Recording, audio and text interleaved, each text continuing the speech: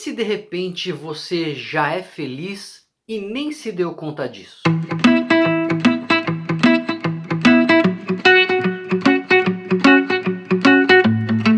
Nós estamos começando uma série chamada Como Ser Feliz. Eu pensei nessa série porque eu vi alguma notícia de que essa era uma das principais buscas que as pessoas faziam no Google. Como ser feliz? Como eu posso ser feliz? O que eu faço para ser feliz?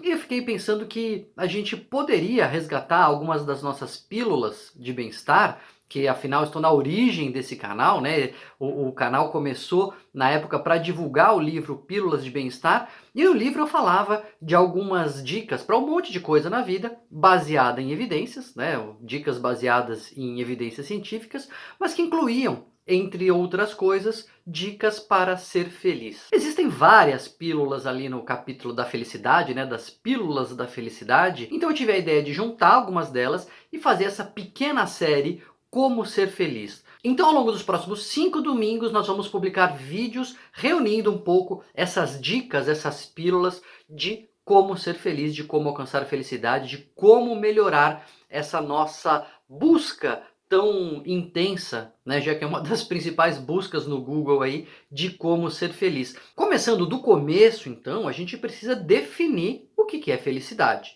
Se a gente não souber o que é, como que a gente vai saber como encontrar? E quando a gente para pensar no que é felicidade, a gente descobre que é um conceito muito difícil de definir. Alegria, bem-estar, contentamento, estabilidade, enfim. Existem tantos conceitos que se unem ao conceito de felicidade que por muito tempo ela nem entrou no radar das pesquisas científicas, fosse aí dos economistas, sociólogos, dos médicos, psicólogos, porque realmente o tema ele é de difícil definição, é difícil medir uma coisa que você não consegue definir. Então os cientistas criaram um método para medir a felicidade das pessoas, que é muito simples. Eles viram para as pessoas e fazem a seguinte pergunta: olha, imagine uma escada de 10 degraus. Tem 10 degraus nessa escada que você está imaginando. Essa é a escada da felicidade. O último degrau, degrau zero, é o estado de infelicidade total, de infelicidade absoluta. E o 10º degrau é a felicidade plena, a perfeição da felicidade. Se você tivesse que dizer hoje em qual degrau dessa escada você se encontra, o que você diria? De 0, a infelicidade total, a 10, felicidade perfeita. Qual que é a sua sensação? Como é que você acha que você se encontra na escada da felicidade?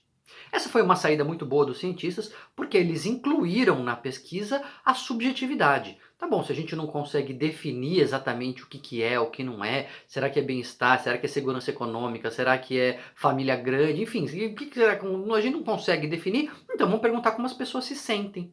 E aí a partir daí começaram a fazer correlações. O que leva um povo a ter mais pessoas mais alto na escada? Quais são os eventos na vida que fazem as pessoas descer alguns degraus? E assim por diante, isso começou a gerar um corpo de pesquisas e hoje a gente sabe alguma coisa a mais sobre a felicidade e sobre o que a aproxima e o que a distancia de nós. Ainda assim, vale a pena a gente resgatar um pouco alguma definição, encontrar alguma definição para orientar a nossa conversa ao longo desses 5 episódios. E eu gosto muito, já falei em outros momentos, da definição aristotélica, do que o Aristóteles lá na Grécia Antiga já tinha falado sobre felicidade. Qualquer ideia que a gente tem nesse mundo parece que ela já ocorreu a algum grego antigamente, né? E pensar sobre a felicidade já tinha ocorrido aos filósofos gregos, e o Aristóteles se saiu com a seguinte definição. Ele chamava a felicidade de eudaimonia. Eudaimonia, a rigor, é mais do que felicidade, não é só felicidade. É um estado de vida da pessoa em que ela está em harmonia consigo mesma. Eu, no sentido de bom, e daimon é um espírito da pessoa, né? Um espírito que vive nela. Então, eudaimonia, você estar em sintonia com o espírito que habita em você. É você poder agir de acordo com as suas convicções, é você poder trabalhar com aquilo que você gosta, é você poder se comportar da maneira em que você acredita que deveria se comportar. Enfim, é você encontrar esse estado de harmonia entre a sua vida real, a vida que você vive, e a sua vida imaginada, a vida que você almeja, a vida que você gostaria de viver. Não tem a ver com posse, não tem a ver com conquista, não tem a ver com as coisas que você alcança, que você compra, com emprego, não tem a ver com casamento, não tem a ver com filho. Pode ter, pode incluir o emprego, pode incluir filho, pode incluir casamento, pode incluir um monte de coisa. Mas na essência, a felicidade não seria aquilo que você conquista, mas as suas conquistas seriam resultado de você viver em harmonia com o que você acredita, com aquilo que você defende, com aquilo que você quer, e vivendo assim você acaba conquistando algumas coisas. Lógico, isso não inclui a justiça social, a gente sabe que vai ter muita gente que vai ter muito menos do que outras, existe um descompasso econômico no mundo, no Brasil ainda mais, desigualdade, etc. Mas, se você consegue identificar quem é você, no que você acredita, do que você gosta, o que você almeja e de alguma maneira entra em sintonia com isso, você pode não ganhar dinheiro e a maioria das pessoas não fica milionária, né? É a minoria que é milionário. Mas você pode encontrar uma vida feliz, uma vida realizada, uma vida na qual você está em sintonia com aquilo que você acredita. Não é o que você alcança, não é onde você chega, mas é o caminho que você percorre até lá. Essa é uma frase, aliás, que está em várias filosofias de vida, né? Não é lá, não é o objetivo, mas é o caminho que se trilha, é como se constrói aquilo que vai levar até lá. Às vezes você nem chega até lá, mas você desfruta tanto do caminho, você fez com tanta convicção, você fez com tanta verdade que você está realizado, que você está feliz pelo processo e não pelo resultado em si. Aliás, essa é uma grande dica para a gente ser feliz, que é a gente tirar um pouco o foco dos resultados, é a gente abaixar um pouco as nossas expectativas. Por quê? É muito interessante o raciocínio. Quando a gente vai preparar uma festa, sei lá, a gente tem o ditado, né, que se diz: o melhor da festa é esperar por ela. Por quê? Porque você pensa na festa, como é que vai ser, quem você vai convidar, enfim, quem que vai vir, o que você vai servir, etc.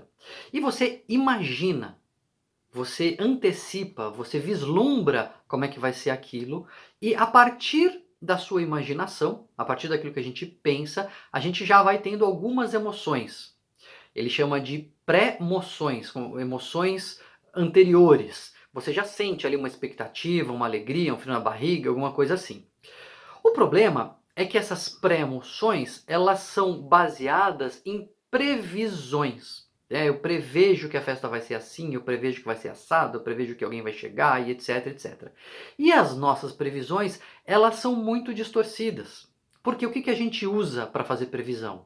A gente usa a nossa memória de eventos passados. A gente lembra das outras festas, a gente lembra dos outros eventos, e a partir desses fragmentos de lembrança a gente prevê como é que vai ser. Só que a gente lembra das coisas mais intensas. A gente não lembra das coisas do dia a dia. É mais fácil você lembrar do último jantar especial que você teve do que você jantou ontem. Porque o nosso dia a dia, o cotidiano, não grava tanto a nossa memória. O que a gente retém são as coisas mais excepcionais, as coisas diferentes, as coisas mais intensas. Então, quando você pensa numa festa, você lembra do ápice, você lembra das coisas boas, você lembra ali das melhores partes da festa, e aí você cria as suas previsões a partir desses momentos de exceção, e não a partir do todo, porque o todo a gente nem lembra. E a gente sente emoções, então essas pré-emoções baseadas nessas previsões que são totalmente distorcidas, que não representam provavelmente o que vai ser a festa, a nova festa de maneira geral.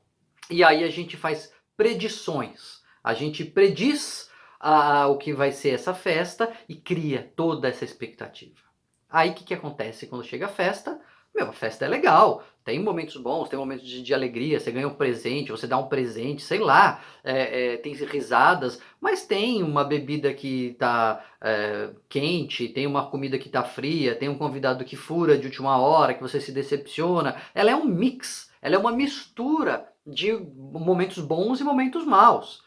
E dá uma festa na média, porque a maioria das festas estão na média, porque a maioria das coisas estão na média. Só que nós que tínhamos uma predição muito elevada, que antecipamos emoções intensas, a gente dilui essas emoções intensas boas entre emoções intensas ruins e entre uma média que não é nem boa nem ruim, e isso pode gerar frustração. Quando a gente entende que essas nossas previsões, elas são distorcidas e que a gente não vai ter provavelmente a experiência na vida real que a gente tem na nossa imaginação, a gente pode ter expectativas um pouco mais realistas. A gente pode se frustrar menos e diminuir um pouco essa infelicidade que vem da diferença, da distância que existe entre aquilo que a gente imaginava, aquilo que a gente esperava e aquilo que é de fato.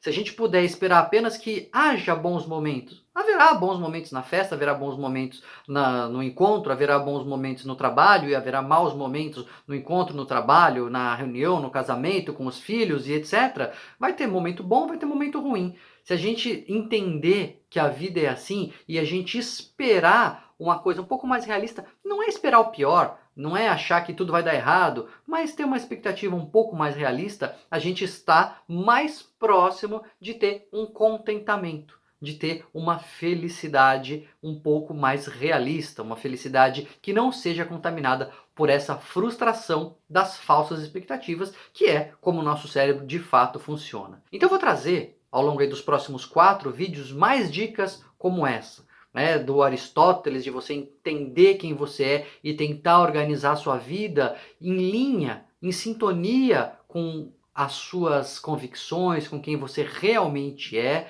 você diminuir um pouco as suas expectativas, ter expectativas mais realistas que podem deixar a gente mais contente com a vida. Vou trazer outras dicas como essa ao longo dos próximos 4 vídeos nesta série inédita e exclusiva que você só vê aqui, Como Ser Feliz.